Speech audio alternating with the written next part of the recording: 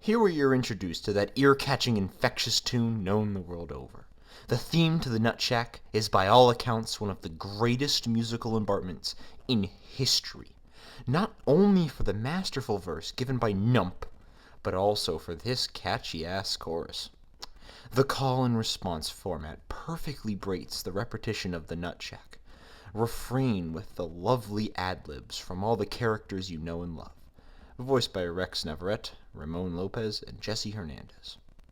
It's the Nutshack. The true beauty of this chorus is not the insane, maddening climax it reaches about halfway through, but it is the controlled balance used to build to said climax. These first few bars are slow, pianissimo, but give the impression of a hidden power underneath, one that the listener will become familiar with all too soon. Here we see the utter bliss accompanied with finding and exalting the greatness that is the Nutshack. In every great work, there are broken, flawed characters who beg the sympathy of the audience while also being relatable. The muffled voice exclaiming, "Hey, I got the Nutshack," is one example, as this poor soul truly believes that a human could handle obtaining that power, and is so further disillusioned that they believe that they are in possession of the coveted Nutshack. This is a follow-up to the last line, where Nump is in shock that someone could be so heretical as to say they have the Nutshack, and thus inquires what the wayward young mind thinks they were saying. It's the Nutshack! It's the Nutshack! It's the Nutshack! It's the Nutshack! In a perfect example of pure creative balance, the following three lines of the refrain are followed up by the exact same words. It gives the undeniable feeling that this famed shack holds such control over society that people cannot help but to proclaim its arrival. It's the Nutshack! It's the Nutshack! It's the Nutshack! It's the Nutshack! The chorus begins to wind down at this point, building tension to the absolute euphoric release that comes with the first verse, an example of perfect radical dynamic adjustments rarely seen in modern music. And here, we come to the legendary verse by Nump, arguably one of the greatest examples of rapping since the musical format has been in existence since 1945.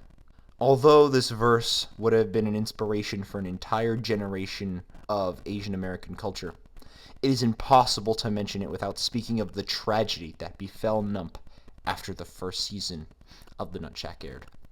Like so many before him, Nump fell into an addiction after his meteoric rise to fame. Between the kush, grapes, and constant memeing, it became clear that his inspirational life would come to a close too soon.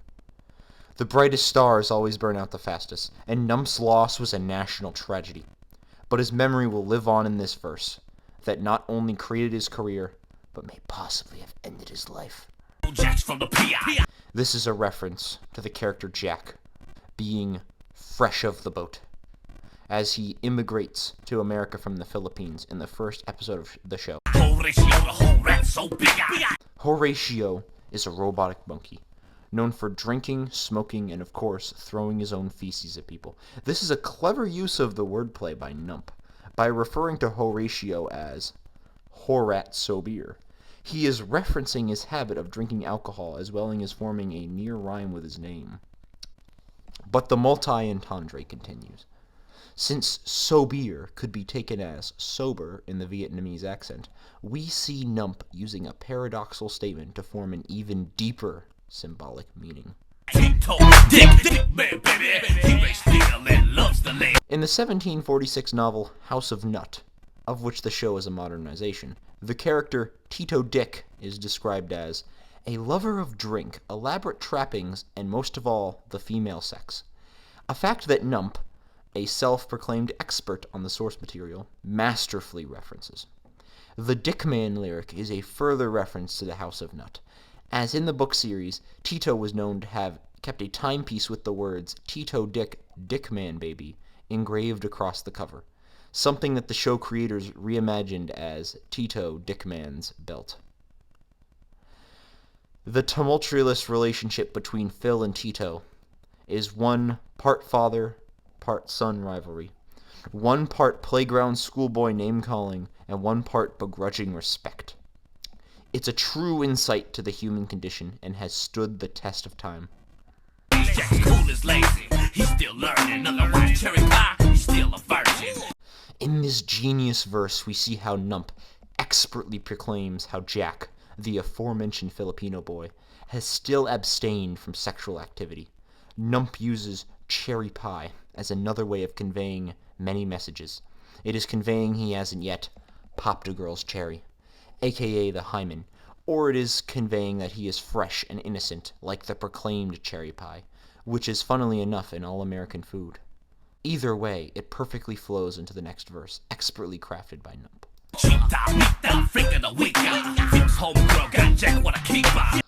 Oh, the paragraphs on paragraphs I could write about this categorically perfect, multi-syllabic fucking rhyme scheme. Nump starts by introducing us to this character, Cheetah, and it's all fine and well until, boom, he hits us with the mita. And after that point, you know you're in for a ride. He follows up the perfect inline rhyme with yet another slurring of freak of to sound like freaka. And he could have stopped there. He could have gone back to the learnin' virgin rhyme scheme. But Nump ain't no quitter. And that's what we get to the finale to this line of lines. Cheetah, mita, freak da, weeka. This is real hip-hop. But it's not happening either. Nump includes this line to tell us that, no matter how hard we might want something, or no matter how hard we try to achieve our goals, they will be in vain and fail. This one line was ingeniously added by Nump to teach us about grief, humility, acceptance, and how to move on, truly making the world just a little bit better with one small line. Shake it like a seizure, hold up, let me spark this, take a breather, reefer, in my lungs, I got grapes, what you watching, son? Grapes in this verse serve as a reference to Christian theology.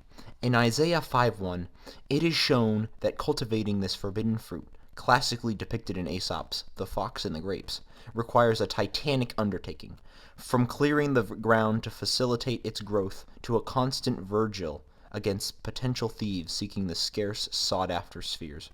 Today, it appears anachronistic to labor over the vine when countless pristine numbers of the fruit can be obtained at any grocery store. Rather, the imagery of grapes presents a striking dichotomy between the modern era, with which the modern agriculture has wrought a wealth of different fruits for even the poor, and the ancient life of a farmer in the Levant region, for whom hemp was a useful material. Accordingly, by taking a breather, the audience is meant to pause and contemplate the marvel of human progress. It's the Nutshack. It's the Nutshack. It's the Nutshack.